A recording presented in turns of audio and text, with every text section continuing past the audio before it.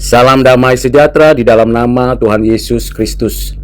Saya melanjutkan kembali pembahasan dari buku Institutes of the Christian Religion karya Johannes Calvin. Dari buku pertama, bab yang ke-15 dengan judul Discussion of Human Nature as Created, of the Faculties of the Soul, of the Image of God, of Free Will, and of the original integrity of man's nature. Mari kita telusuri pembahasan dari bab ke-15 ini. Bab ini membuka dengan penegasan bahwa pengetahuan akan Allah tidak dapat dipisahkan dari pengetahuan akan diri manusia. Karena itu, Calvin memulai dengan menggambarkan keadaan manusia sebagaimana diciptakan sebelum kejatuhan. Sebab hanya dengan memahami kondisi asli yang utuh, barulah manusia dapat menangkap kedalaman kerusakan akibat dosa. Manusia mula-mula diciptakan dalam keadaan murni dan benar, sehingga kesalahan dan kejahatan yang kini melekat padanya tidak dapat dialihkan kepada Sang Pencipta. Menyalahkan Allah atas keberdosaan manusia merupakan bentuk ketidakadilan dan penghinaan terhadap karakter Allah yang baik dan yang kudus. Saudara yang kekasih dalam Kristus, Calvin menegaskan perbedaan mendasar antara manusia dan ciptaan lain. Manusia terdiri dari tubuh dan jiwa. Jiwa bersifat tidak mati dan lebih luhur daripada tubuh, menjadi sumber martabat manusia. Meski demikian, tubuh bukan sesuatu yang hina, melainkan rancangan Allah Tritunggal yang baik, sehingga layak menjadi tempat kediaman jiwa. Keutuhan manusia sebagai makhluk jasmani rohani menunjukkan kebijaksanaan Allah Tritunggal dalam penciptaan. Manusia diciptakan menurut gambar rupa Allah Tritunggal, suatu konsep yang menjadi fondasi antropologi Kristen. Sekalipun jejak kemuliaan Allah Tritunggal tampak pula secara eksternal, Calvin menekankan bahwa gambar Allah terutama berkaitan dengan aspek rohani manusia, yakni kapasitas intelektual, moral, dan spiritual yang membedakannya dari makhluk lainnya. Gambar Allah adalah suatu kualitas rohania yang memampukan manusia merefleksikan karakter Allah. Dalam menolak penafsiran keliru tentang gambar Allah, Calvin mengkritik ajaran spekulatif seperti pandangan Osiander yang mengaitkan gambar Allah secara langsung dengan tubuh Kristus yang akan datang. Bagi Calvin, pandangan semacam itu merancukan relasi antara natur ilahi dan manusiawi Kristus, dan mencampur adukan ranah rohani dengan fisik. Gambar Allah tidak boleh dipahami secara material, tetapi secara rohania dan etis, yakni dalam integritas, kebenaran, dan kesalahan manusia dalam hubungan dengan Allah Tritunggal.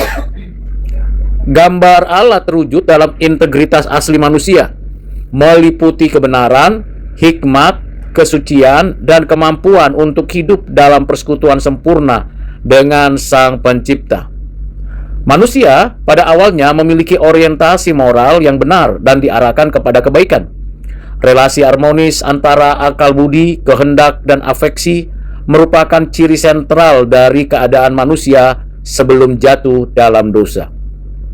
Saudara yang kekasih di dalam Kristus, Calvin kemudian menguraikan fakultas-fakultas jiwa manusia. Jiwa memiliki banyak kemampuan, tetapi dua yang fundamental adalah akal budi, intelektus, dan kehendak, voluntas. Akal budi merupakan kemampuan untuk mengenal dan membedakan kebenaran, sedangkan kehendak mengarahkan pilihan moral manusia.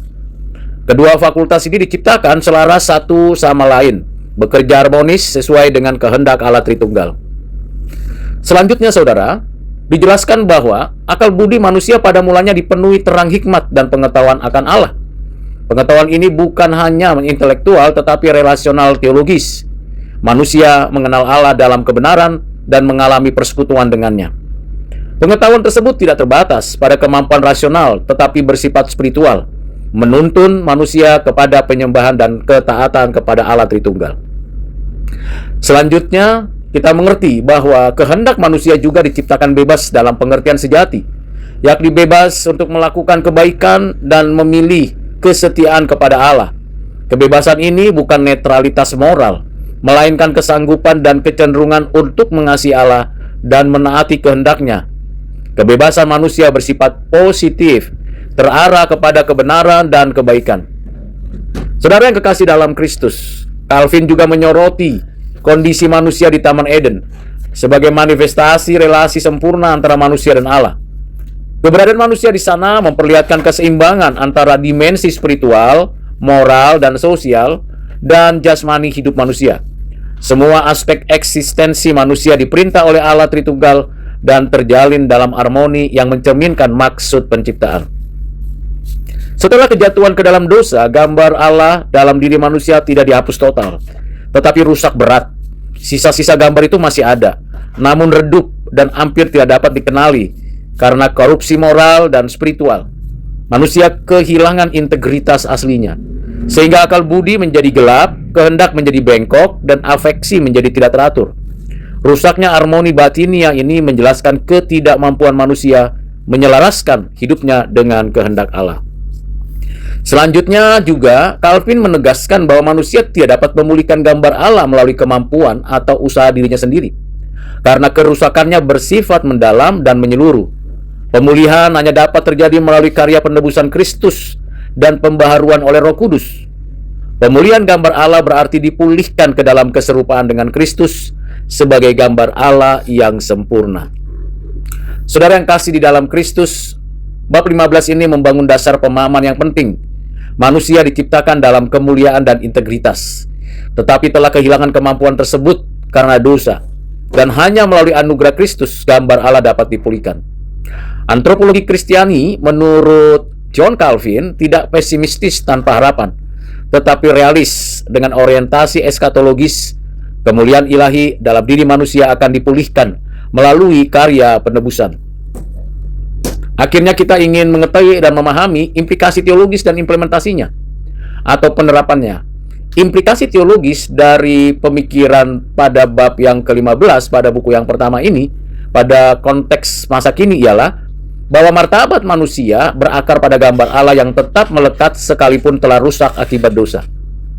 Saya dan saudara dipanggil untuk memperlakukan setiap manusia dengan hormat, namun sekaligus menyadari kebutuhan universal dari pemulihan akan diri, pemulihan dalam Kristus. Penerapannya terlihat dalam pendidikan iman kita, pembentukan karakter, dan misi gereja yang bertujuan memulihkan integritas manusia secara holistik, akal budi, kehendak, moralitas, spiritualitas, dan relasi sosial, sehingga umat Allah bertumbuh dalam keserupaan dengan Kristus dan menjadi agen pemulihan dalam keluarga, gereja, masyarakat, dan kehidupan publik.